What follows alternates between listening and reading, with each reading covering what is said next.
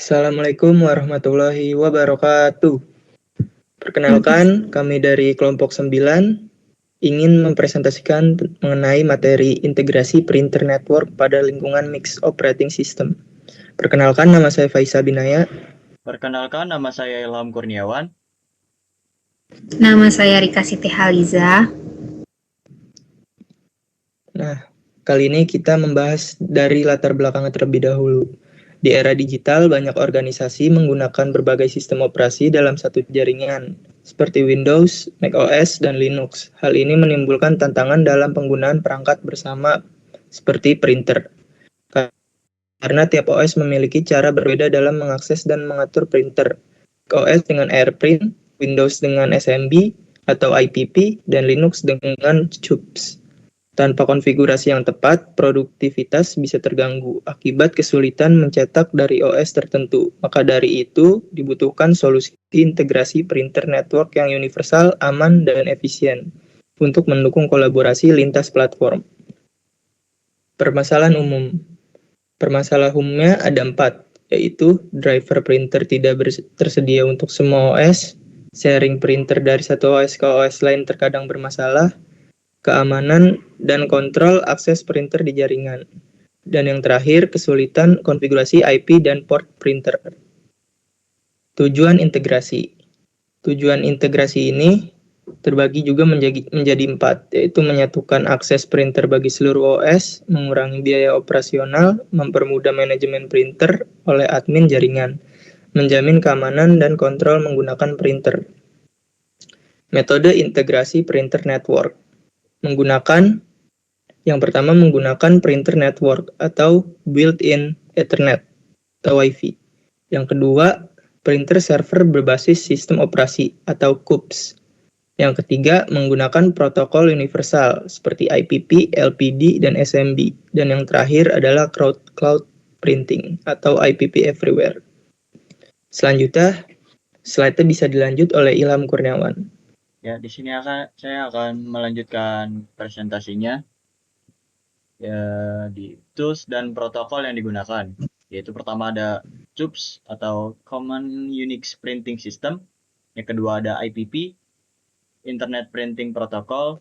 Yang ketiga ada SMB, Samba untuk Windows Share. Yang keempat ada AirPrint yang dari Apple, LPD atau LPR, Line Printer Diamond Protocol. Studi kasus implementasi. Topologi, printer network terhubung via Wi-Fi ke router. Client Windows 10, macOS, Sequoia, Ubuntu atau Linux. Nah, langkah-langkahnya yang pertama yaitu install printer via IP di semua OS. 2. Aktifkan protokol IPP. Ketiga, sharing printer dari Linux menggunakan CUPS. Yang terakhir ada macOS dan Windows terhubung via IPP. Nah, konfigurasi di Linux seperti di gambarnya, akses CUPS via browser localhost 631, tambahkan printer via web UI, aktifkan sharing ke jaringan. Konfigurasi di macOS-nya itu kita pergi ke sistem setting, terus ke printer dan scanner, lalu klik tanda plus, pilih tab IP. Yang ketiga, masukkan IP printer, IPP or AirPrint. Nah, yang terakhir ada pilih driver otomatis atau binary. Selanjutnya akan dilanjutkan oleh teman saya, Rika.